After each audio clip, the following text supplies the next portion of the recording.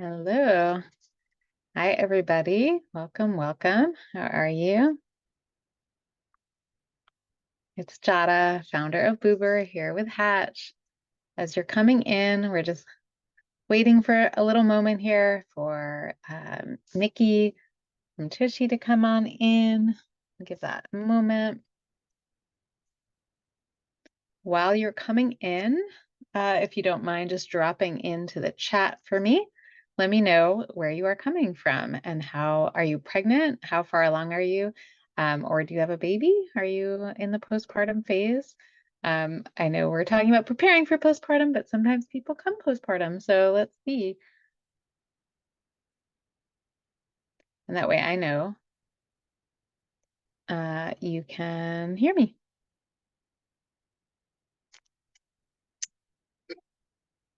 Hey, Priyanka, I'm in Brooklyn too. 35 weeks. Awesome. Welcome. Who else is out there with us? Anybody else? All right. Hey, Danny, third trimester, 31 weeks. Hey, Lindsay. I'm, is this Lindsay from last night? I think so, because you're in Park Slope. Nice. How are you? Okay, let's see. We've got Rachel in Chicago, 37 weeks. Hey, Sarah in Brooklyn as well, 38 weeks. So a lot of you are quite far along. Hey, Katie from Madison. Amazing. And hello. Hey, Mickey. Hi, Hey, how are you? how are you? Good. So we've got lots of people coming in. People were just introducing themselves in the chat. So we've got a ton of Oh, people who are like 35 to 38 weeks pregnant. And then I was just saying hi to some people. Oh, Seattle. Hey, Andre, you just had your baby a boy a week ago. So we have somebody with a 1 week old. gorgeous. Love it. 23 weeks. And hey, Shonda from Colorado, third trimester today. Hey, Nick, Raquel. All right, we've got a postpartum 7 days, and let's see. So a lot of people are pregnant, and we've got a few people with very new babies. Yay. Yay. So thank you all for coming out. It's so nice to see you all. For those of you I've met before, I see some familiar names. Thanks for coming out. I'm Jada Shapiro, founder of Boober. Really excited to have you here. I'll tell you a little bit more about myself in just a moment. First, I want to thank Hatch for hosting us. Hatch is a lifestyle and maternity brand that offers lots of pregnancy to postpartum wear. I still wear a lot of it, even though I'm 16 years out, but I love the stretchy waistbands. What can I say? Um, and we've got Miki Agrawal here tonight, the founder of Tushy and many other amazing things. I am going to let you introduce yourself if you don't mind. I'm like this random stray I love hair. it. I know. Just what We happens we when bring you're our work. random strands. I know when you're just working and just comes off. So sorry, not sorry, but it's hard to do it on video. I'm trying to fix it. But hello, everyone. All right, I'm Mickey. I am, my mission in life is to elevate people on the planet. And I started my entrepreneurial journey in the realm of food and bringing the healthiest comfort food to New York City. So I created New York City's very first gluten-free pizza chain, farm to table, local, organic. This is back in 2005 when those were not buzzwords. And I kind of cut my teeth in the world of entrepreneurship, in the world of restaurants, which is really intense. But it was my first foray into kind of creating the first version of social entrepreneurship for me, which was, supporting local farms and, bringing organic, local, seasonal foods. This is when Subway sandwich was still like the healthy food. Right. Then I started a company called Thinx, which is the period-proof underwear brand that protects you from leaks, keeps you feeling dry. Was bought by Kimberly Clark, and I, have not been in the company for many years now, but then started a company called Tushy, which is a bidet that washes your butt clean after you poop. And as a mom of, thank you, yeah, hellotushy.com. Do not go to tushy.com. It's a very graphic anal porn site. You will get something else. Very intense, and that cookie follows you. You're just like, and it's really intense. So we were like, should we do a partnership with them, but clean, clean butts, anyways.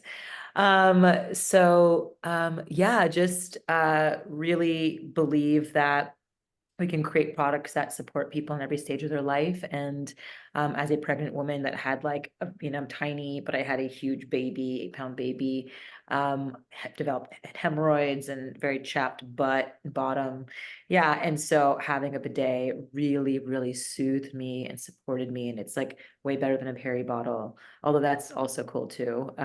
But having just a bidet, you could just sit there and just kind of like, just chill out for a while. It was so helpful when I was before I gave birth, like during pregnancy, and then of course post pregnancy. It's been until now. It's the best. It's the best thing in my home. So, yeah. Well, So I'm here to support, answer questions, share stories, whatever yeah, you'd like. awesome. No, thank you. We're so happy to have you. We're going to have a really good conversation tonight. You and I will kind of ping back and forth a little bit about preparing for postpartum. And then I know there's going to be a lot of questions from our audience here. So I want you guys out there, while you're preparing to really ask us anything. I think Miki and I are very comfortable talking about the body. Okay. um, we want to talk about how it is, and of course how it is different for everybody. So when we talk about preparing for postpartum, for some people it's they just cruise through it. The birth can be really challenging, and postpartum can actually be a really an easier phase for some people. Other people have a 3-hour birth and a really intense postpartum. I mean, it can Yep. go so many different ways. So, and now, we'll just get started here. And for everybody, I'm Jada, founder of Boober. Boober is a platform where expectant and new parents can find all of their pregnancy to postpartum care providers, people to help you along the way, like your birth doula, your postpartum doula, talk about that a little bit, your lactation consultant. Just there's all of these amazing people out in the world who can help us thrive along pregnancy to postpartum. And it's really a little outside of the medical care system, which in the US pretty much drops us, when we have a baby for postpartum. They're like, I guess we'll see you in 6 weeks. Or they recently changed it to 3 weeks. And I'm like, 3 weeks is still, that's a lifetime. Can you imagine, right? It's like not getting any care. So, Boober is here to help you find providers, but we also do a lot of the education ahead of time. So if you guys are looking for a childbirth classes or newborn care or prep for postpartum, I am going to we'll have some codes tonight, and I'm doing a deep dive prep for postpartum class tomorrow night. So we'll talk more casually here tonight about a lot of things. And if you guys want to come out to the class and really get into the nitty gritty of preparing for it tomorrow night, I hope you will all join us. I'm a longtime birth and postpartum doula for over 20 years now, which is really crazy. Fun fact, Yeah. she doulaed our CEO for Tushy's baby's birth. So she was our Tushy CEO's doula, which is, I mean, 18 years ago. No, yeah, 18 years ago. Yeah, it's so crazy, right? Like full Insane circle. to figure that out. And yeah, really cool. So wild. So, and I have a 16-year-old daughter, and 3 stepdaughters, age 14 to 18. And tell us a little bit about your kiddo. Yeah, well, I mean, I'd love to also at some point share about the new project we're working on, Yes. first I have one beautiful son named Hiro Happy, Hiro. We're half Japanese, half Indian, so Hiro is a Japanese name, but he's like, "Hi, I'm Hiro," and one day he'll thank me because it'll be like on a date, like, "Hi, I'm Hiro." It's kind of cool, maybe. So yeah, it's been just such a wild ride of just pregnancy and giving birth. I had an emergency C-section. It was a really intense. I'm tiny, and I had a really almost an 8-pound baby, and really, really big. You can put a textbook on my stomach. That's how humongous it was over here.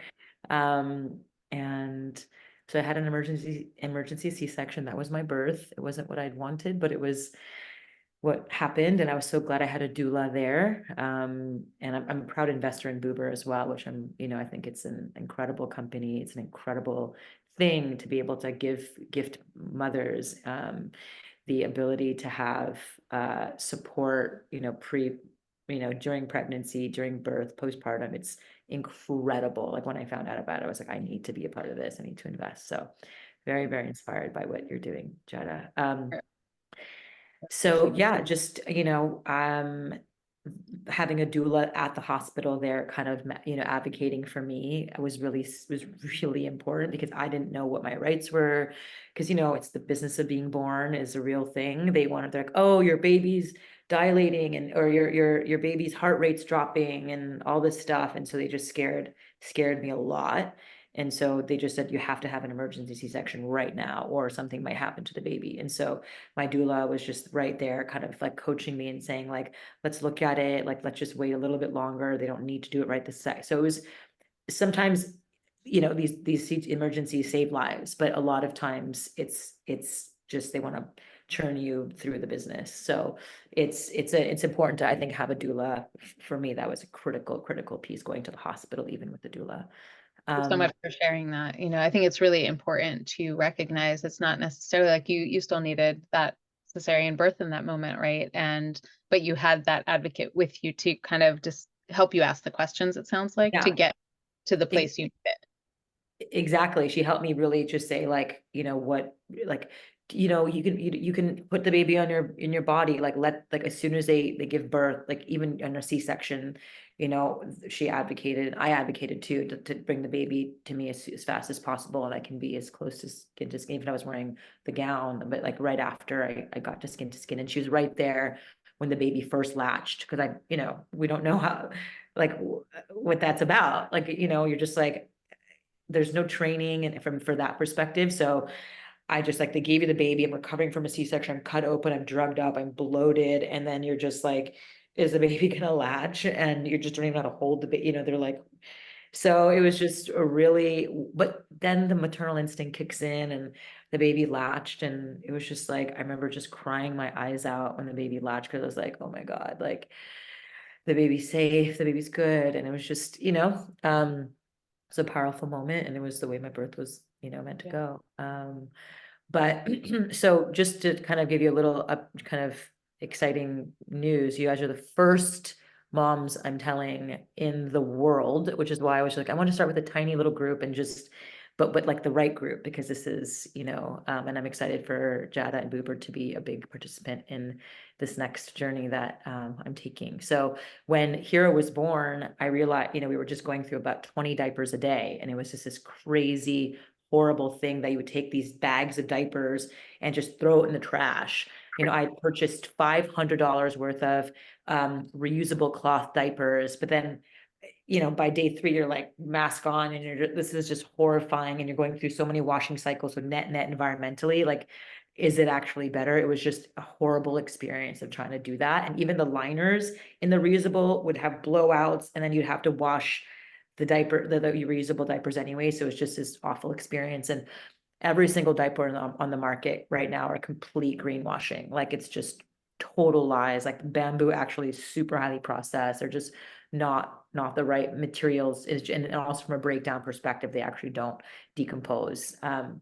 So this is actually a pretty kismet moment. And then we'll, I'll tell the story in a very condensed way. But the story is, when Hero was 2 years old, I was sitting in my room. I started taking Fridays as thinking days a few years ago, or Fridays I just think. And on a thinking day, my son came running into my room. And as I was asking myself the question, oh my God, breast milk is liquid gold, and therefore baby poop must be fertilizer gold. And so when babies, are drinking just breast milk, the baby poop is like pure mana from the mama, like mother's juju. And so it was just like, oh my God. So wait a minute, we're just taking like billions of pounds of baby poop, which is this precious fertilizer, and wrapping in plastic and throwing in the trash and not harnessing it for good. What if we could put something in the diaper that when the baby poops into the diaper, it fertilizes a thing in the diaper to grow and eat the diaper? And I was like, what could do this? What could potentially eat plastic? And as I was asking myself this question, my son Hero, who's 2, comes running into my room, points to a book in my nightstand, which had no business. I looked, it was this book called Pacha's Pajamas anyways, I pull out this book, and it's basically this book called Pacha's Pajamas about this young girl who grows up in a polluted world. This is in 2019, no COVID yet, no masks. She lives in a polluted world. In her life, she has to go to school with a mask on, and in her dreams, she and a bunch of animals in the forest saved the planet. So Hero points this book on my nightstand. I don't even know what's doing there. This book was given to me at a conference years ago. Anyways, and ends up on my nightstand somehow, the universe. I pull it out, I open the book and I start reading it. And then Hero runs off because he's 2. And I keep reading it because it's a thinking day. And on page 31, it says, as I'm thinking, like, what can eat plastics? It says mushrooms eat plastics. There are certain types of mushrooms that eat plastic. So as I was asking myself this question, Hero, my baby, gives me Pachamama, this book, gives me the answer to this question. And so cut to today, we have whittled it. We've looked at 1.3 million strains in the fungal kingdom, the mushroom kingdom, and we whittled it down to the top 30 to the top 4 plastic eating mushrooms. And now they're non-toxic. They're, you can totally eat their nature. So they're super, way safer than any plastic. And we're putting them deep inside the diaper. It'll never touch the baby. So when the baby poops in the diaper, it'll trigger after a week when it's off the baby, these dormant mushrooms to grow, eat the diaper in a few months instead of 500 years. And then when you throw in a landfill, it starts eating all the plastics in landfills too. So it's like your baby's poop and these plastic eating mushrooms can like solve the global plastic crisis. Wow. So that's the next Great. project. And it's called Okay, this is amazing, you guys. You are hearing long-winded thing, but it's very exciting, and that's the next. So okay, thank you. I'm sure there's going to be questions about that. This is really interesting news, though. So yeah, oh wow, okay. Because breast milk is amazing. We're going to talk about it. We're going to jump right in now to some of your questions on, but that is you got a mind blowing, and I'm like, yes. Mind blowing. This is really, really interesting because breast milk, doing everything and baby poop full of what it's full of. This is fascinating. Okay. Thank you for releasing that news here. yeah, it's the right group. Yeah, it is the right group. So I know that a lot of people, I want to kind of, since you brought up the Tushy and the bidet, I want to just jump into it because I happen to have mine right here. Because this is not the one that's attached, of course, the bidet attachment that Tushy has where you attach it to your toilet. But I have to give a shout out to this because this travels, right? And when you're moving around, the deal is like we don't talk bidets so much or water in this country. We are obviously changing that up, right? We don't think about it as much. But when you are postpartum, especially if you had a vaginal birth, and even if not anything, because you're bleeding a lot, no matter what, right? And you've got a lot of discharge at the end of pregnancy or whatever. And I'm sorry, I seem to be like going in and out a little bit. Am I coming through okay? Perfect. Yeah. Okay. You also and then I'll put that in. What's that? I said you just have great hair too. It's amazing. Hey. Oh God. Awesome. Thanks. I just am doing nothing, and that's what happens. It's cool. It's amazing. It just goes that direction. So you're trying to wipe, and you've got all this toilet paper, but you've got endless flow of blood, and like you brought up the hemorrhoids. Like for me, actually, postpartum, the hardest part for me was my hemorrhoid.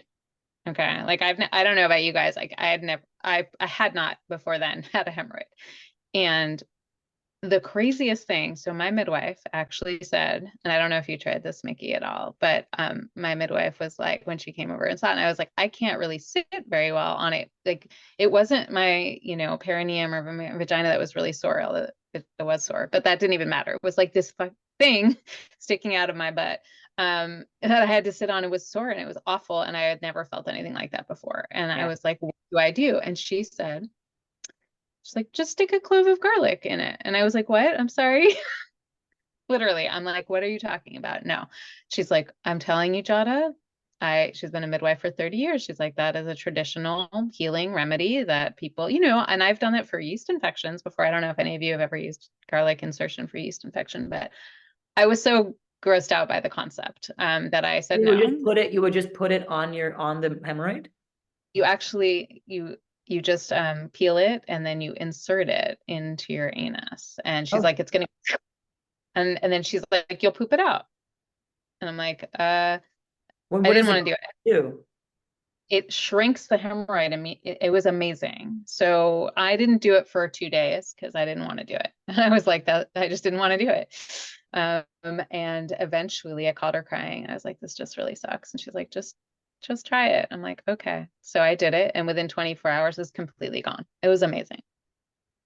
So I put that out there, you guys. If you have a OB out there that you'll ask that, they might be like, don't do that. I don't know. I'm just telling you that is what my midwife said, and I didn't want to do it, and then I did it, and it was life changing. So little Amazing.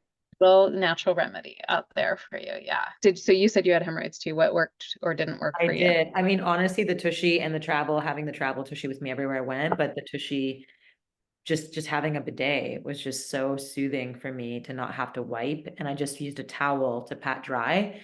So I just washed my butt precisely with the shower, with the, butt shower. And then I just patted dry with we have these super soft bamboo butt towels that that you can also get. So there was just no like abrasive toilet paper of any kind. So it just felt super soothing and clean and soft. That's that's awesome. I mean, yeah, that's the thing. So, mindful of wiping, mindful when you are postpartum, whether you push your baby out or not, if you push, then there's often a lot of swelling and intensity there. So, in postpartum, very commonly they're going to give you, and you probably want to do this, they'll give you like an ice pack to sit on, like a crushable. They kind of open it up, and if you birth in the hospital, if you're birthing at home, do I have anybody who's birthing at home or at a birth center? Drop it in the chat, depending where you're birthing. But if you're birthing in the hospital, they should give you this like giant ice pack to kind of start to reduce the swelling. But you'll still often have just a lot of intensity and swelling there. And again, that's why they often give you a pair. They do have a little squeezy bottle that they'll give you at the hospital sometimes, but it's not like really angled. Or if you get the bidet attachment, I mean, I think what's cool about it is like you have it attached to your toilet and you have it all the Right. time. But, the travel one is just awesome for when you're moving around and just toilet paper getting stuck to you or urinating. The reason why you do want to squirt warm water at yourself is that the urine can be very stingy also. Yeah. So if you use water to flow at yourself, it really does make a difference. So that's just something to think about, everybody. The other things you might want to make are, you may have heard of padsicles. So a lot of people will take Yeah. mega pad, and then they'll squirt some witch hazel directly on it and then throw it in the freezer, and you can do a kind of DIY, make your own. So that's another option for people. I actually, speaking of things, because I have 5 menstruating people in our household, so we wear a lot of things. I have 3 stepdaughters and 1 daughter, and myself. So it's quite a lot of bleeding happening. And that's another option, you guys, when you're thinking about it. You'll always hear about like getting big ass granny underwear and like, and using all these giant pads, and they will give those to you in the place of birth, but reusable, absorbent, postpartum period type underwear, I think actually can be really, it's much less irritating. And, while you're at home, you might enjoy that. Is the travel Um, bidet. yeah, I just said it. It is so it is a lot smaller for travel and it collapses because like the Perry bottle, these big like thingies, but this is like a little Jada, do you want to just show it when it's like collapsed? So there's a little, so it can And go you can down, just turn and you just bring the thing down. And and we then like spent it has this yeah, go. we spent like a year. It's kind of sounds crazy, but we spent a year on the spout, on the Good. nozzle and making sure it was the right squirt amount, the right pressure, so it was actually like it seems like it's 3 little holes, but it's the angle. So we want to bring it back up and just bring it. Yeah, you want to show, yeah, I maybe from the side and you can bring it down and up. Well, I was talking about the spout, bring it up and down. Oh, sorry. Yeah. Yeah, no worries. From the side, so you can see Yeah. like how it goes back, You like, can do different angles, like well, no, depending it has on. to go all the way back, has to go all the way back the way, just, yeah. So it's not straight, but it's back because of the angle in which it squirts is really specific, and the holes, was actually really specific too. So it seems like not a big deal, but it was really like a math and science and physics, it's operation to make That is it. so cool to hear, because I did not know that. And honestly, Yeah, it was all the like a value of this. lot. It was a lot of trial. It was a lot of trial and error on that. Yeah, and so you guys might not know, I don't know if everybody knows here about your lochia, which is basically your postpartum bleeding. So basically, you can imagine like this blood. I like to think about like for a while, one of the nice parts of being pregnant in a way is that you're not bleeding, right? You get this kind of reprieve from your period in a way. But then for me, it felt like the whole period I didn't have for like 9 to 10 months was just coming out. And it's quite a lot of blood, but that's perfectly normal. But we are looking out for signs of, they're going to be watching you at the place of birth. So if you're giving birth at home, your midwife is checking you out. If you're giving birth at the hospital, the birth center, the midwife or OB and the nurses are really checking your blood, because the bleeding lets us know that you are, we don't want you to bleed too much. And part of actually having the baby in skin to skin contact and early suckling, when possible, if you're planning to nurse your baby, the suckling at your nipple, any nipple stimulation, like I'll just grab out my boob here, but nipple stimulation, gets us to release oxytocin. And that's the hormone not only of bonding, love, interconnectedness, and well-being, but it's also the hormone that causes my uterus to contract back down. And that starts me from, keeps me from bleeding too much as well. So I'll be having postpartum after pains. Is anybody having a second baby or beyond here? You can let us know in the chat if your first baby or second baby or third or fourth or wherever you are in your journey. But the more babies you have, the more the uterus does have to come back to pre-pregnancy size. So I just put that out there as you're thinking about that, that the first time people, you might not feel it that much. I don't know if you felt after pains, Miki. Do you remember feeling that at all? I could have a C-section. You mean of the uterus contracting? Yeah. So every time the baby when I breastfed, I would feel the contraction in my uterus, because that's actually what's happening when they drink. It actually contracts the uterus, which is such a cool sensation, because there's like this serotonin release, because when you're like, that's why they're like, you're drunk, you're like, your baby's drunk, but the mom is drunk also when you're breastfeeding. So I do feel like this high, but then I also feel this like contraction in the belly as well, which is a really interesting feeling. Yeah. So if you're having, I've only given birth once, so I have not personally experienced it, but I see, oh, Kara, hey, Kara, it's the Kara I know, I think. If you're having your second or third or fourth, you may feel, for some people even, they will say the contractions can be more intense than the labor contractions. And I just want to put that out there, because if you didn't know that, for some people it can be a little bit shocking and surprising. So there can be that intensity for a little bit as you're coming back. But do you get the same effect if you pump instead of direct breastfeeding? Yes, typically, because you are stimulating the area, so a pump or mouth, like just by The one thing I'll say about pumping for me was that I didn't know how strongly to make the pump, and so I actually pumped way too strong, too hard, because I was going away for literally like 3 days, like when my son was like 4 or 5 months old. So I pumped like literally like 70 bags of like a psycho person, for 3 days, because I was feeding every 2. So I was like but I'd done so many anyways, it was just stupid of me, because my nipples got so like chapped from the pumping, and I was overproduced. So when I was away, the whole time my boobs were so rock hard and were so much pain.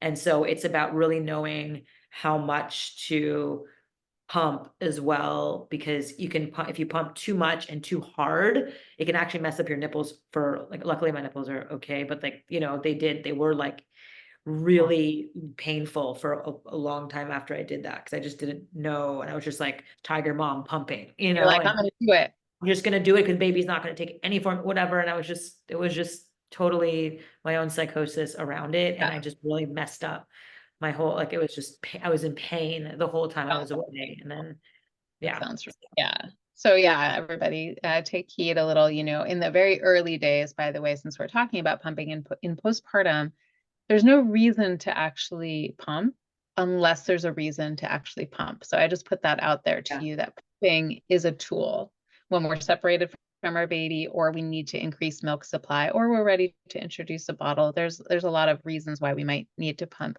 But some people will give you the messaging early in postpartum, like, let's make sure the breast milk comes in, like just pump after every feed. And actually, like, what you'd be doing then is increasing, double producing, overproducing, right? Because I like to say it's more milk out is more milk made. And right.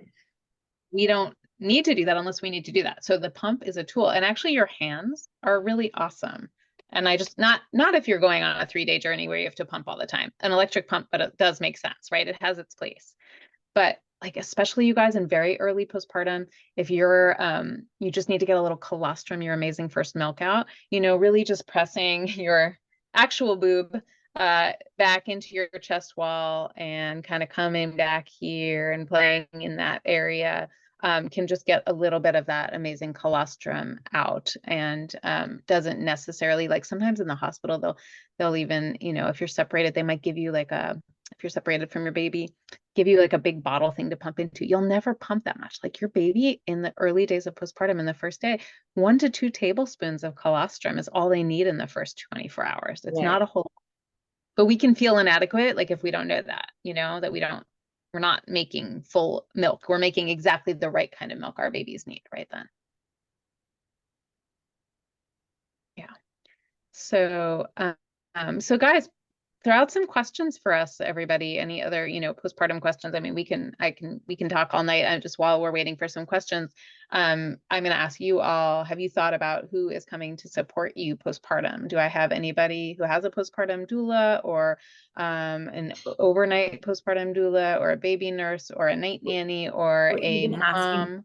Or even asking friends to do a meal train, like a little meal train. Yeah. Yes. Yeah. Do we have anybody who has those plans? Like a meal train is such an awesome idea. Yeah. You know, thinking about. Yeah. I like to say that if you are, anybody who's coming to your home in postpartum should be a person that you feel really comfortable with, like comfortable enough to have your boobs out, you know? And one of my tips is make sure that you're not dressing up for your people coming over, meaning like if you literally are like, no makeup, no hair, no nothing, like you're in your bathrobe or you're naked or whatever you are, you come as you are. And when they come in, they want to take care of you. As opposed to like, if you put yourself all together, then you're the host of the house. And we want you to be in full mode in postpartum of like, everybody who comes into your home is there to take care and nurture you. That's really important. And okay, we got some people have baby nurse, and people have some questions about night nurses. I'm just gonna kind of talk a little bit about, you know, night nurses versus postpartum doulas versus different kinds of care versus friends, family support. You know, I like to also think about, don't just think about your care for the first, you know, few days. Like, it's funny, I'm coming into myself really weird in timing, and I hope that I'm coming through okay to everybody. You're doing great. Great. Like, okay, it's like popping in and out for me. So I want you guys to think about 1 week after your due date, 2 weeks after your due date, 3 weeks after your due date, 4 weeks after your due date, up to 6 weeks, because your baby changes throughout time and your needs change. And often what happens is all the visitors come in the very beginning. And then 4 weeks out, like your baby's just starting to wake up and, you know, and be much more active and alert, and all of your visitors are gone. And now you're by yourself. So do think about spacing out your people. That's one tip I would have. And when you're thinking about interviewing, thanks Angela for that question, night nurse or overnight doulas or whoever, one of my main questions would be, you know, based on your goals. So I want you all to think about, what are your goals? You know, are you planning to exclusively nurse your baby? Like, are you bottle feeding? Like, what's your plan? If you're planning to breastfeed or body feed or really exclusively nurse, then I definitely want to ask whoever's coming to help me overnight, like, what is your experience with lactation? A lot of night nurses are not trained in lactation specifically. Their goal might be for your baby to sleep all night, or you to sleep all night, which might be your goal, and that might be fine, but that doesn't match with building milk supply. And so it really depends what your goals are. You know what I mean? And from just my own personal experience with the night nurse, Winnie, who I loved, she's amazing. You know Winnie? She's this, anyways, she's this Haitian woman. She's incredible. Anyways, she would basically bring the baby. Oh, can you see? Yeah, she would bring the baby to me in the middle of the night. So I'd be sleeping, but I'd want to breastfeed it. I didn't want to bottle feed at all during the first, that was my preference. And so I basically had her bring the baby to me at like, however, whenever the baby woke up, I'd be sleeping and she'd bring the baby to me and I would just kind of sleepily like sit up and then breastfeed and then go back to sleep and then she would take the baby away. So it was like actually like, and she would like burp the baby and put the baby back down, but I would then be yeah, nursing it without the bottle. I'm just doing it like directly, which was also a really nice thing to do. Yeah. So that is definitely, what I would say that overnight care makes such a difference because it buys you all this extra time. You can Yeah. still nurse the baby your plan, but they do everything else after that, right? So, they're gonna burp, they're gonna soothe, they're gonna swaddle, they're gonna put the baby in. Down. They're gonna make you fall to sleep. Yeah. So that can be really, Allison, you have any tips on where to find a doula? So I just dropped in our postpartum doula link, and I'll also drop in our birth doula link. So Boober is a great place to find a doula, but of course you can also, you may, depending where you are, maybe your friend has recommended somebody or your midwife or doctor. Yeah. So how can we learn more about initial postpartum breastfeeding? Last time I did not think the hospital nurse provided enough guidance. Yeah, definitely. I do think I teach a great class about, preparing for lactation and some of the initial moments. Some nurses are amazing and some nurses are not as trained in lactation at all. And so we're going to see a really wide range. I do recommend to everybody in early postpartum, if you are nursing, then ask to see the lactation consultant. Most of the hospitals have an IBCLC board certified lactation consultant on staff. Although the problem is, and part of why I created Boober is because there's often, like in New York City, where I am based, there's one on the floor for 25 people who gave birth, and they're not able to really spend more than 5 to 7 minutes with you. But still ask because, they can be great. I will drop in, I have a couple different, you can come to a live class or we have a pre-recorded class, but one of my little tips for the very early moments is really think about skin to skin if possible. It's not always possible. Sometimes our baby does need special care or we need special care. Even with cesarean births, now we're seeing a greater move of care providers. Actually, we're calling it family-centered cesarean or gentle cesarean, where if possible, if the baby's okay, that somebody is assigned to put that baby in skin-to-skin contact, even while you're being stitched up, and that it is possible for some people to actually nurse at that moment. Not always the right thing, but some people can. And if not, when you go into the recovery room, or in the case of a vaginal birth, where you ask for the baby to be in skin-to-skin contact, because babies do have the ability to do what's called the breast crawl. And if I'm like sitting way back, they'll kind of scooch, scooch, scooch, scooch, scooch. And when they get there, they kind of find their spot and they latch on. So I do think learning, a bit theoretically about how to latch initially, which it's theoretical until we have our actual baby.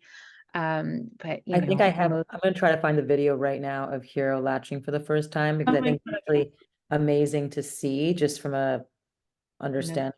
Because they actually, like, this question is like, does it milk comes in right, the colostrum comes in pretty much right away for most moms. Is that not true? Yes, you actually start producing colostrum at about 16 to 20 weeks. So I don't know if any of you noticed there's a little stickiness. Okay, hold on. Here's the video. Oh my God, you have.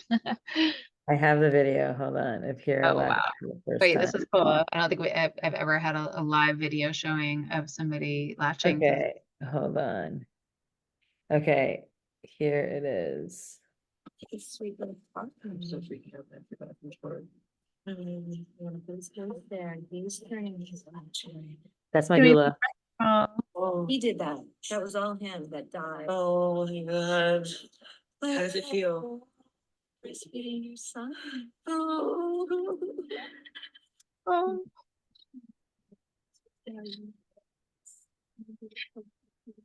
Look at my doula. She's amazing.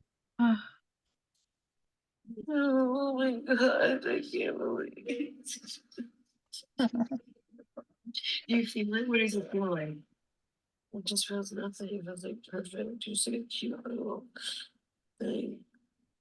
Is he getting milk, you think? Yeah, he's stimulating everything. Yeah. He's gonna get colostrum in the first milk. His little face. So they just do that themselves. Like he dove. you know.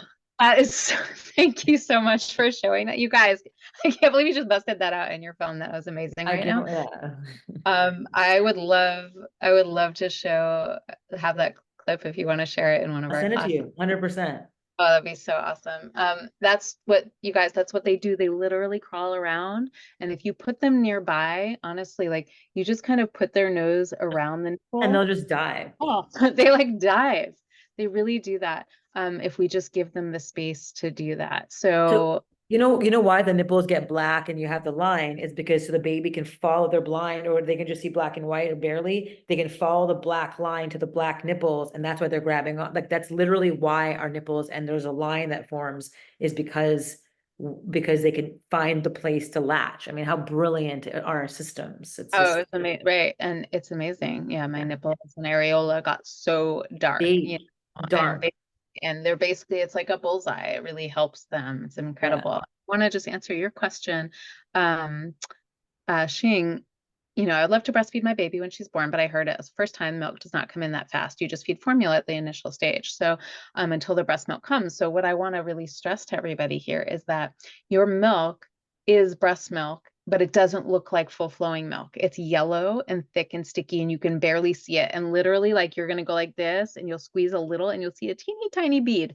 And that's called colostrum. And it is the first milk. And it's just what the baby needs. And it's actually incredibly rich with antibodies, to the point where they now think that when the baby is suckling, like through their spit, whatever their germs and viruses they're exposed to, they feed that back into my nipple holes, into my nipple pores. And then the person who's nursing, I create the antibodies, and that comes back out through my milk into the baby. And so all they need, it'll take about 3 full days in the early postpartum for your full milk to come in. And it goes from colostrum to transitional milk into what we call the mature milk. And so it is very rare that you would need formula in the very beginning. Occasionally, of course, like, if there's a situation where we aren't producing any milk at all, honestly, that's really rare. If your breasts haven't changed at all, not one iota, they didn't grow at all, they didn't change, if you didn't see any darkening in the nipple or any growth, then sometimes we could have a question. There might be something what we call IGR, where there's IGT, insufficient glandular tissue.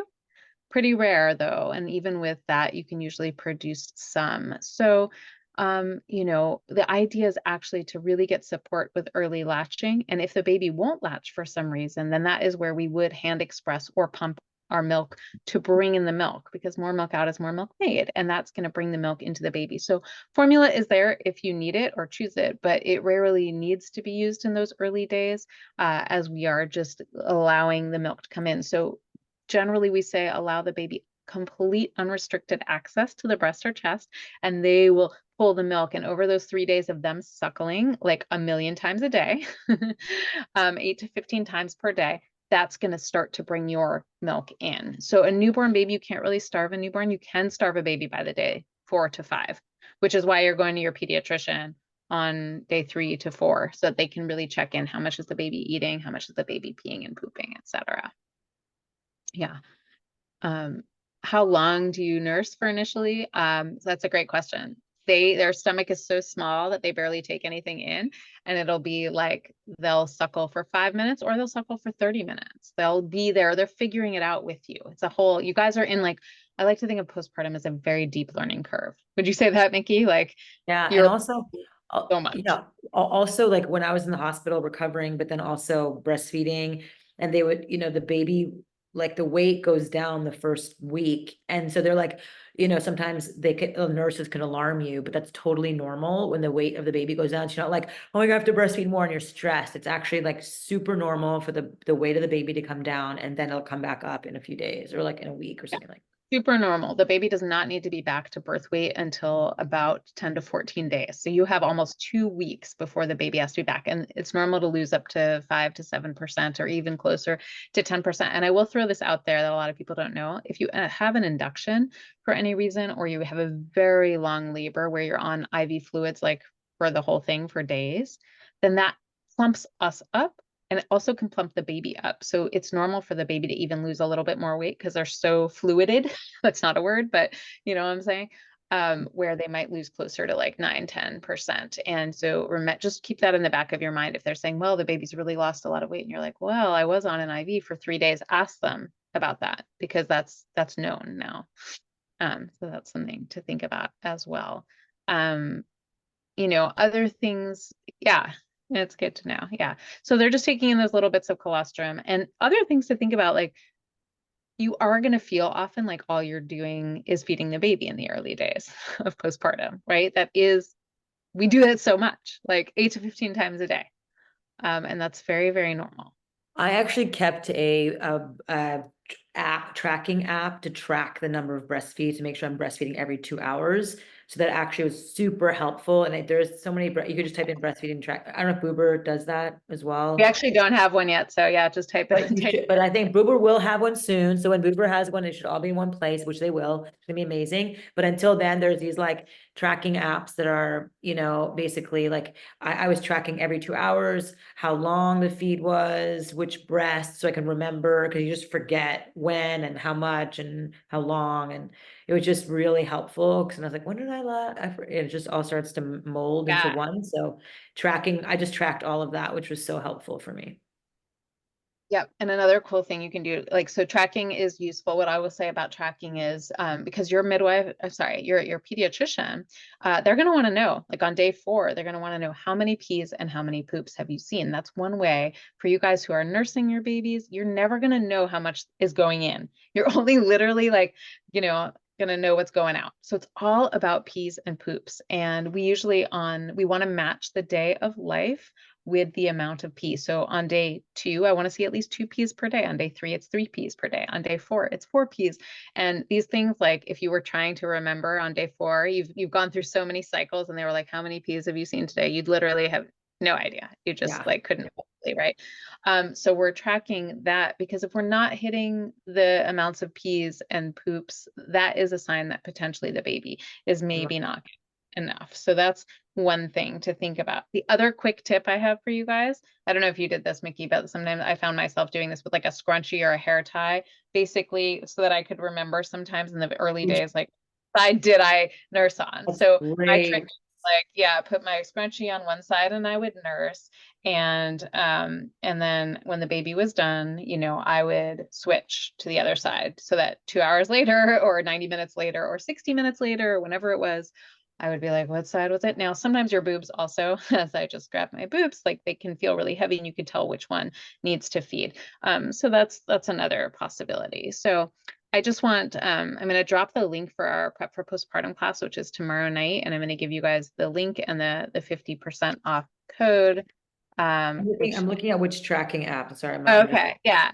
And there's lots of apps. The only thing I will say about tracking too in early postpartum, and for us to think about, is if we find ourselves like tracking so much that that's all we can think about, like, I want you guys to also know that, you know, if tracking helps you feel more solid and feel more comfortable, great. But like, you don't have to track for many forever. What do you? Oh, this is called Baby Feeding Tracker Pump Log. It's super simple. And we, you know, if you're more like, I want to print a piece of paper out or write it down, you can also just, you know, down a little log. It just depends how you for sure works best. So I've heard of the 5-5-5 rule.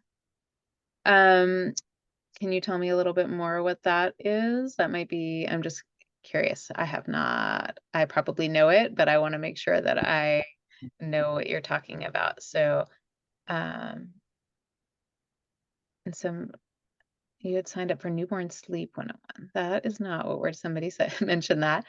We could talk a little bit about that. Like 5 days in bed, 5 days near bed, and 5 days around. I have heard that phrase a couple of times. I guess it's a newer, yes. In early postpartum, I do like people to think, like in the postpartum prep class, we make a whole preparing for postpartum plan. We talk about which family members are coming, and what we talk about, what are the things that you need to do in your household. So one like tip for you all that I would give is to actually sit down and write a list of like, what are all of the household things you guys do? Do you take the pet on a walk? Do you take trash out? Do you make dinner? Do you clean things? Like whatever things you do, like the reason why you would stay 5 days in bed and for them 5 days near bed and then 5 days around the bed is because you really shouldn't be doing anything but resting, recovering. Like you shouldn't be cooking food for the whole family. You should not be taking out the trash if you just gave birth, unless you're feeling amazing. And, you know, but we can overdo it too. Like sometimes we get a little burst of energy that makes us want to do more than we actually should. And in most cultures, there is literally a 20 to 40 day rest period that is prescribed. And in that time period, what's amazing about that time period is that everybody comes and nurtures you and loves on you and cooks for you and feeds you and gives you special massages and rubs your head and holds your baby while you sleep. So yes, you want to, you know, I tell people to like really prepare a nook, not your whole apartment or your house or whatever. Make it simple and like prepare your bed area because you're going to be there a whole lot. You're going to sit in your bed in your feeding chair, and that's where you're going to kind of plant yourself for a while, right? So, you know, think about having nourishing snacks around, like bone broths can be really great. Well, I mean, Miki, you can talk about that because you and did the restaurant. As a gluten-free person, I really appreciate that you had that for us so early on. You know, but having these one-handed nourishing snacks, like Yeah.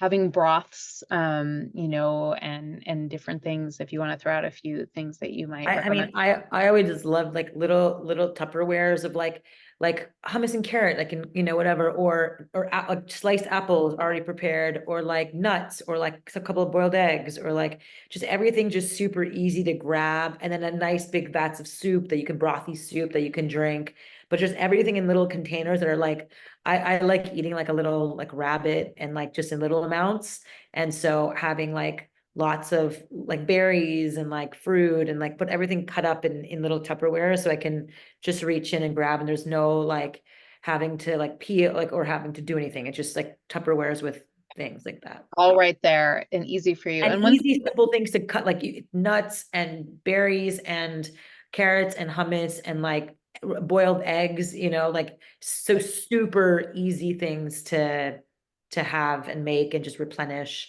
And they're very, very nourishing. Yeah, and what you'll see cross-culturally, generally in postpartum, is you're going to see these like, and again, in the prep for postpartum class tomorrow, we're going to talk much more, go deeper into like recipes and things that you can prepare while you're pregnant, even and freeze. But bone broth is one of the most common things that we see cross-culturally to help bring in milk and to help with the fact that you're bleeding a lot, you're losing a lot of iron after, right? And so we want to think about teas and broths and warm, nourishing, and soft, easily digestible foods that are high in fiber as well. Like you'll see in the US, we generally in our hospitals, what do we feed people? We give you cold ass jello, like just like Yeah. literally, and like some white rice, like no nourishment. You know, I mean, rice can be, you know, fine, but like we don't really give a lot, and we give very binding foods that make people constipated. And then with it, we give you, you know, some stool softener. That's like, but in most cultures, if you are just eating the really warm, brothy, soft, nourishing foods, that's part of what's keeping you flowing and helping you have that first poop. And maybe you do need a stool softener. I'm not saying you do or you don't, right? But like the automatic assumption in the US is just to feed you pretty crap food that blocks you up and then give you, you know, a stool softener to help on the other side. So, you know, there's a great book, that's called The First 40 Days, which is a nice, it's on, we have some products we love on our, I'm gonna just drop this in the chat on our resources page, but a woman named Han Oh, we did a webinar here at Hatch. She wrote this book, which comes from her family's traditions of food. So if you go into like each culture, you're gonna see all of these different traditions that really kind of bring in these warm, soft foods to, you know, but also just those easy things that you were talking about. Is stool softener necessary? So, you know, that's what I'm saying. It's not No. necessary per se, you know, if you are eating well and high fiber and brothy things, it's not probably necessary for most people, but they And give even it like to us. even certain like high fats and oily oils with stuff like that will make it nice and like glistening, you know, and like even like a spoonful of like coconut oil or yeah, just like that will make everything nice and smooth. There's just lots of ways to do without having to take over the counter anything. And like, there's all natural ways of. Yeah. So basically, yeah, that's I mean, great advice. And I say like coconut oil on everything. It's like, actually, when you brought up the pumping, I wanted to go back to that for a minute because, you do want to pump on the lowest setting possible. Actually, that is Right. effective. I was pumping like, like an idiot. Like Right. You were like, great. And which is understandable if you didn't know, like sometimes you think like, oh, more is less, but sometimes less is more. Coconut oil also on the boobs, as a lube for your pump can be workable. Like some people find that that's like a nice way to just soften it a little. But if your whole areola is getting really rubbed against the pump too, that's not quite right either. Maybe the flange size is also not quite fitting. So that's just something else to think about. But I'm just going off the coconut oil, like having a spoonful of coconut oil is also really, and avocado, right? Like just those good oils, or wild salmon, could be really great as well. Yeah. So yeah, other questions you've got for us in the last couple minutes, everybody? Yeah. As you wrap up, if you're curious about, any of those things, I mean, Boober is the best. And I will also put in again, this is where, if you want to get a bidet, hellotushy.com. And if you want to check out and add your name to our sign up for Hero, our diapers, it's called Hero Diapers, but it's herotechnologies.com. And this is the mushroom diapers that you can sign up for. Or should learn more about at Hero Technology. Well, it's just literally like a little landing page. You put your email and you'll be the first to know about our diapers. So check it out. And of course, check out Boober for doulas, midwives, postpartum, like everything pre-post is just, she's the bomb. Thank you. And I'm going to give you all, by the way, I do have a code since you're all here at Hatch, let me drop my Hatch link. You guys get 15% off here at Hatch. It's code Uber AMB. So 15% off to go get yourself some stuff at Hatch. And sign up we're excited to hear more. I can't wait. We'll definitely have to talk about it more as we know more. Kiara asked, do you think the lactation teas work like mother's milk tea? I love that question. So there's a whole world of things for postpartum called galactagogues, right? Which are milk producing, in theory, foods. And cross-culturally, you're going to see in so many different cultures that there's a set of herbs or foods known to increase milk supply. What I would say to you first, before you go seeking out a specific like tea or lactation cookie or any of that stuff, we always want to make sure that my latch is ideal, like the baby's latched on well, and that the baby is actually latching and suckling at me frequently enough to make milk. So I could drink like all the tea for lactation I want. I mean, honestly, people send me stuff from different products and things, like we try it out in our family. I eat the lactation teas and cookies. It doesn't make me lactate, right? Like it's not like it just makes you lactate if you just have one of it. Right. But they often have really good things in them, such as like iron. They'll have nettles tea in it. They're iron-based teas, or different minerals that are going to support nursing. But technically, all of this stuff doesn't help increase your milk supply if you don't have an ideal latch. So like if you're only nursing 4 times a day, you're going to make a certain amount of milk, whereas most people need to nurse 8 to 12 times a day, right? So being mindful about that, I would say that they can be supportive. Certain things like oats is a galactagogue that people know is very increases milk supply for a lot of people. I knew a mom who could not have a bite of oatmeal, she said. She's like, I just start producing so much milk. Now, other people, I've had plenty of people eat oats and it doesn't do anything, right? So kind of learning about that stuff. Let me see if I can drop we have a galactagogue blog post that I think is helpful, which is kind of interesting. So the ultimate guide to foods that increase breast milk. So you can learn here at this link. Oops. Oh my God, where did you guys go? I just, that's so funny. I'm on this computer that now I cannot find you all. This is really cracking me up. Oh my God, I put you on another screen. That was messed up. Where did everybody go? Incredible. That was like a really old moment. Got that in there though. So there's some Galactagogues. Yeah, so sign up and we'll send info and awesome. All right, Awesome. everybody. y'all. Mickey, it's so good to see you. Thank you. So great to see you as well. So proud of what you're doing. It's such important work. It's so important. It's just epic and I love it. And I'm here to support anytime and always. Thank you, thank you. And same to you. You're always making the most amazing things. I just really am excited to talk about this next phase. You guys check Miki out. You can also follow her on Instagram if you want to drop your IG. And I hope to see some of you in the class tomorrow. Thank you, Shonda. Thanks, Lindsay. Good to Thanks see you. all. Thanks, everybody. And I'll see you soon. Take care, everyone. Bye. Okay.